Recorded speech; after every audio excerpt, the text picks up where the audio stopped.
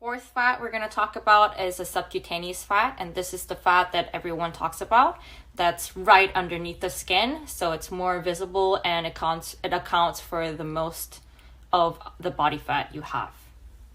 Subcutaneous fat is not as dangerous as visceral fats when you have in excess, but it still accounts for insulin resistance and inflammation when it's in excess. There are two types of subcutaneous fat, which is regular and stubborn, and it's differentiated by the type of adrenoceptor that is located in the fat cell, and it usually affects the blood flow of the fat and then mobilization of the fatty acids. This difference is what accounts for why it is harder for leaner individuals to lose fat than overweight individuals. So at the start of your fat loss, if you had a high percentage of fat, it is more likely for you to retain muscle while losing fat.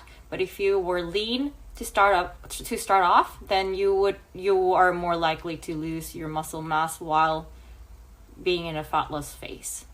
And this can be mitigated by performing regular resistance training, but it has its limits.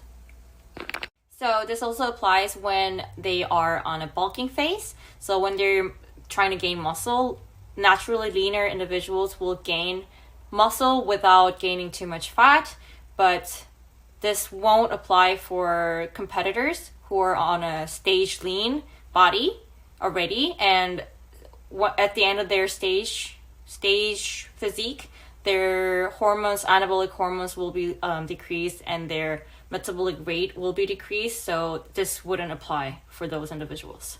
Next one on our list for different type of fats in our body is intramuscular fat, and these fats are the ones that are inside our skeletal muscle fibers.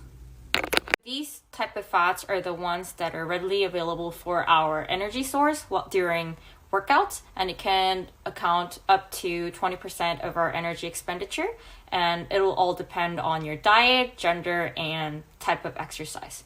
But when you're even doing high intensity interval training, it can count up to 30% of the energy expenditure. Now that we covered all 5 different fats in our body, next time we're going to talk about how we are oxidizing and using up and losing the fats that we have in our body.